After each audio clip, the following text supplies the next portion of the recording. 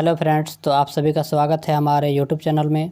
और आज हम लोग क्लास 9 सब्जेक्ट सोशल साइंस का मॉडल सेट 1 सॉल्यूशन करेंगे।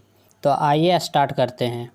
तो आज का पहला प्रश्न है कि 1815 ईस्वी में किस युद्ध में फ्रांस की हार हुई। तो जो फ्रांस के साथ जो युद्ध हुआ था 1815 ईस्वी में, वाटरलू, वह फ्रांस हार गया था। यानी कि इसका करेक्ट ऑप्शन हमारा क हो जाएगा, यानी कि वाटरलू। अगला प्रश्न है कि क्रांति से पहले फ्रांसीसी समाज कितने वर्गों में विभक्त था। तो जो क्रांति हुआ था उससे पहले जो फ्रांसीसी समाज था वह कितने वर्गों में विभक्त था।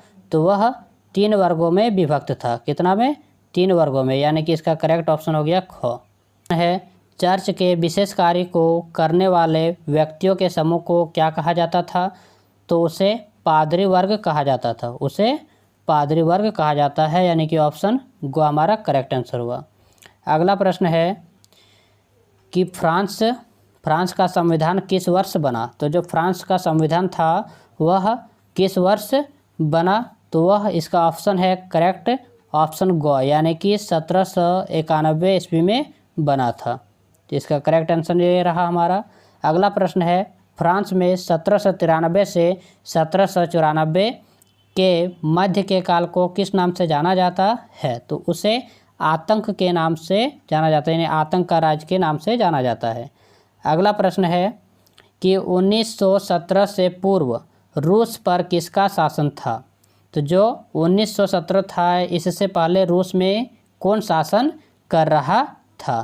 तो इसका करेक्ट ऑप्शन है ख, यानी कि जार निकोलस द्वितीय कर रहे थे शासन। अगला प्रश्न है कि रूसी संसद का क्या नाम था। जो रूसी संसद था उसका क्या नाम था। तो इसका करेक्ट ऑप्शन है घ, यानी कि उसका नाम ड्यूमा था। अगला प्रश्न है बोल्शेविक पार्टी का नेता कौन था। तो बोल्शेविक पार्टी का नेता कौन था। तो इसका करेक्ट ऑप्शन है क, यानी कि लेनिन था। अगला प्रश्न है कि रूसी क्रांतिकारियों के मुख्य उद्देश्य क्या थे।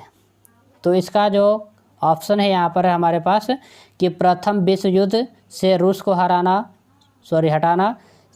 जमीन किसानों को देना, कारखानों पर मजदूरों का नियंत्रण, गैर रूसी जातियों को समानता का दर्जा देना। तो यहाँ पर देखिए पहला ऑप्शन में है 1 और 2, और दूसरा में है 2 और 3, और तीसरा में है 3 और 4, और जो घ है इसमें है उपर्युक्त सभी। तो इसका करेक्ट ऑप्शन हुआ घ, यानी उपर्युक्त सभी था उसका उद्देश्य। अगला प्रश्न है खूनी रविवार। तो खूनी रविवार के नाम से किस दिन को जाना जाता है। तो कौन से दिन को जाना जाता है। तो इसका करेक्ट ऑप्शन है ख, यानी कि 9 जनवरी 1905 को जाना जाता है। अगला प्रश्न है कि भारत का क्षेत्रफल विश्व के कुल क्षेत्रफल का कितना प्रतिशत है। तो इसका करेक्ट ऑप्शन है ख, यानी कि 2.4% है। अगला प्रश्न है भारत की मानक मामयोत्तर रेखा कौन सी रेखा है। तो इसका करेक्ट ऑप्शन है ग, यानी कि 82.30 अंश पूर्वी देशांतर इसका करेक्ट आंसर है। अगला प्रश्न है कर्क रेखा किस राज्य से नहीं गुजरती है। तो कर्क रेखा कौन सा राज्य से नहीं गुजरता है। जितना ऑप्शन में दिया हुआ है उनमें से इसका करेक्ट आंसर हो जाएगा उड़ीसा। अगला प्रश्न है विश्व का सबसे ऊंचा शिखर माउंट एवरेस्ट किस देश में स्थित है। इसका करेक्ट आंसर होगा ग, यानी कि नेपाल में। अगला प्रश्न है एक स्थलीय भाग जो 3 ओर से समुद्र से घिरा हो उसे क्या कहते हैं। तो उसे प्रायद्वीप कहते हैं। उसे प्रायद्वीप कहते हैं, यानी करेक्ट ऑप्शन हमारा ग सही हुआ। अगला प्रश्न है बाढ़ वाले मैदानों के नए तथा युवा निक्षेपों को किस नाम से जाना जाता है। तो इसका करेक्ट ऑप्शन है ग, यानी कि उसे खादर के नाम से जाना जाता है। अगला प्रश्न है गोवा के दक्षिण में स्थित पश्चिम तटीय पट्टी को किस नाम से जाना जाता है। तो इसका करेक्ट आंसर है ग, यानी कि कोंकण के नाम से उसे जाना जाता है। अगला प्रश्न है किस द्वीप का निर्माण परवाल भित्ति से हुआ है। तो कौन ऐसा द्वीप है जिसका निर्माण परवाल भित्ति से हुआ है? उपरोक्त सभी, यानी कि जो यहाँ पे लक्षद्वीप है, अंडमान द्वीप है, निकोबार द्वीप है, तो ये इन सभी का निर्माण प्रवाल भित्ति के द्वारा हुआ है। तो इसका घ ऑप्शन सही हुआ। अगला प्रश्न है, विश्व की सबसे बड़ी अफवाह द्रोणी किस नदी का है?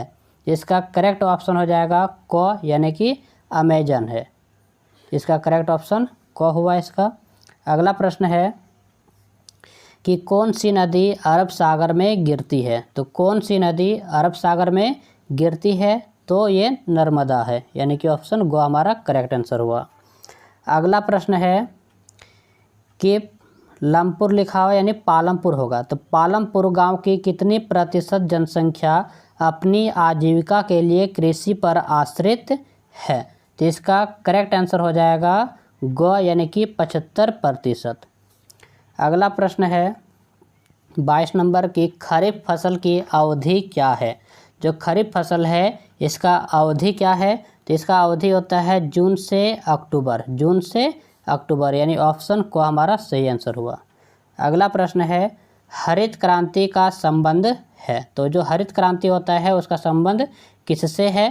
तो हरित क्रांति का संबंध होता है यानी कि खाद्यान्नों के उत्पादन से, जो खाद्यान्न होता है अनाज उसके उत्पादन से होता है, यानी कि को ऑप्शन हमारा सही आंसर हुआ। अगला प्रश्न है कि निम्न में से कौन कार्यशील पूंजी का उदाहरण है? तो इसका करेक्ट ऑप्शन है ग, यानी कि नगद पैसा तथा कच्चा माल।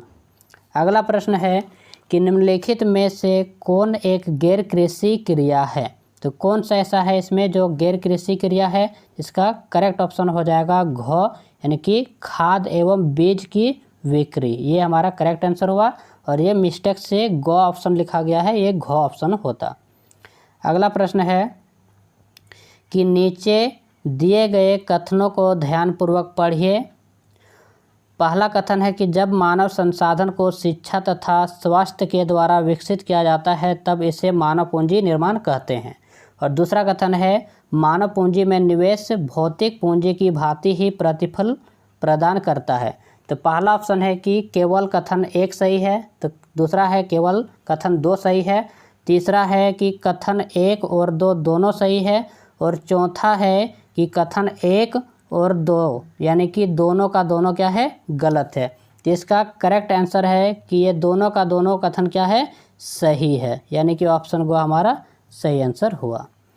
अगला प्रश्न है कि किस प्रकार की जनसंख्या अर्थव्यवस्था की परिसंपत्ति है?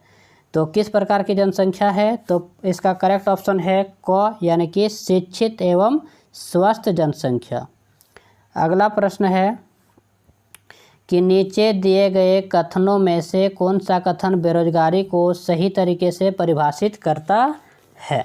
तो पहला ऑप्शन है जब प्रचलित मजदूरी की दर से कम मजदूरी पर लोग काम करते हैं। दूसरा ऑप्शन है जब प्रचलित मजदूरी की दर पर काम करने के इच्छुक व्यक्ति को रोजगार नहीं मिलता है। तीसरा ऑप्शन है जब व्यक्ति को अपनी रुचि के मुताबिक काम नहीं मिलता है। और चौथा ऑप्शन है जब डिग्री धारक व्यक्ति को उसकी योग्यता के अनुरूप कार्य एवं वेतन नहीं मिलता है। तो इसका करेक्ट ऑप्शन हो जाएगा हमारा ख, यानी कि जब प्रचलित मजदूरी की दर पर काम करने के इच्छुक व्यक्ति को रोजगार नहीं मिलता है। तो इसका करेक्ट ऑप्शन हमारा ख हो जाएगा। ये ख है ऑप्शन, ये हमारा सही हो गया। अगला प्रश्न है कि प्राथमिक शिक्षा में नामांकन के लिए कौन से कार्यक्रम चलाए गए हैं? तो कौन सा कार्यक्रम चलाया गया है? तो यानी कि सेतु पाठ्यक्रम और स्कूल लोटो शिविर, ये दोनों चलाए गए हैं, यानी कि ऑप्शन ग हमारा करेक्ट आंसर हो गया। अगला 30वां प्रश्न है कि मौसमी बेरोजगारी से क्या तात्पर्य है? तो जो मौसमी बेरोजगारी होते हैं उसका क्या तात्पर्य है? तो इसका करेक्ट ऑप्शन है ग, यानी कि जब वर्ष के कुछ महीनों में रोजगार प्राप्त नहीं होता है। तो करेक्ट आंसर हमारा ग हो गया। अगला प्रश्न है कि लोकतंत्र का शाब्दिक अर्थ क्या है। तो जो लोकतंत्र होता है वो उसका शाब्दिक अर्थ क्या है, इसका शाब्दिक अर्थ होता है लोगों का शासन, यानी कि करेक्ट ऑप्शन हमारा ग हो गया। अगला प्रश्न है कि इनमें से कौन लोकतंत्र की विशेषता नहीं है। तो यहाँ पे जितने भी ऑप्शन है इनमें से कौन सा ऐसा है जो कि लोकतंत्र की विशेषता नहीं है। तो इसका करेक्ट आंसर है ख, यानी एक ही राजनीतिक दल का शासन, ये विशेषता नहीं है। अगला प्रश्न है इनमें से कौन सा कथन गलत है। तो ये 33 नंबर में जितने भी ऑप्शन है तो इनमें से कौन सा कथन गलत है। तो इसका जो ग है ऑप्शन वो हमारा गलत है। अगला प्रश्न है कि इनमें से कौन सा तर्क लोकतंत्र के पक्ष में अच्छा नहीं है। तो इसको ध्यान से पढ़ लीजिएगा और इसका करेक्ट आंसर हमारा हो जाएगा घ, यानी कि लोकतंत्र नागरिकों को सम्मान नहीं बढ़ाता है, ये हमारा करेक्ट आंसर हो जाएगा। अगला प्रश्न है पाकिस्तान में जनरल परवेज मुशर्रफ ने कब सैनिक तख्तापलट की अगुवाई की। तो इसका करेक्ट आंसर हो जाएगा घ, यानी कि 1999 में किया। अगला प्रश्न है दक्षिण अफ्रीका कब स्वतंत्र हुआ। तो दक्षिण अफ्रीका कब स्वतंत्र हुआ है। तो इसका करेक्ट आंसर है घ, यानी कि 1994 ईस्वी में स्वतंत्र हुआ है। अगला प्रश्न है कि रंग भेद की नीति इनमें से किस देश में प्रचलित थी। इसका करेक्ट ऑप्शन है ख, यानी कि दक्षिण अफ्रीका में। अगला प्रश्न है कि भारतीय संविधान सभा में सदस्यों की संख्या कितनी थी। तो भारतीय संविधान सभा में सदस्यों की संख्या कितनी थी। तो इसका करेक्ट ऑप्शन है ग, यानी कि 299। कितने सदस्यों की संख्या थी, 299। अगला प्रश्न है लोकतांत्रिक संविधान में इनमें से कौन सा प्रावधान नहीं रहता। तो इनमें से कौन सा प्रावधान नहीं रहता है। तो इसका करेक्ट ऑप्शन है ख, यानी कि शासन प्रमुख का नाम, ये हमारा करेक्ट आंसर हो गया। अगला प्रश्न है भारतीय संविधान सभा ने किस दिन अपना काम पूरा कर लिया। तो कौन सा दिन अपना काम पूरा कर लिया था। तो इसका करेक्ट ऑप्शन है ग, यानी कि 26 नवंबर 1949 को अपना काम पूरा कर लिया था। इस प्रकार से हम लोगों ने यह मॉडल सेट कंप्लीट किया और मुझे उम्मीद है कि आप लोगों को वीडियो अच्छा लगा होगा। और यदि वीडियो अच्छा लगे तो लाइक शेयर और सब्सक्राइब करना ना भूलें और साथ ही बेल आइकन को भी दबा दीजिएगा ताकि हमारे आने वाले हर एक नए वीडियो की नोटिफिकेशन आपको टाइम पर मिलते रहे। Thank you.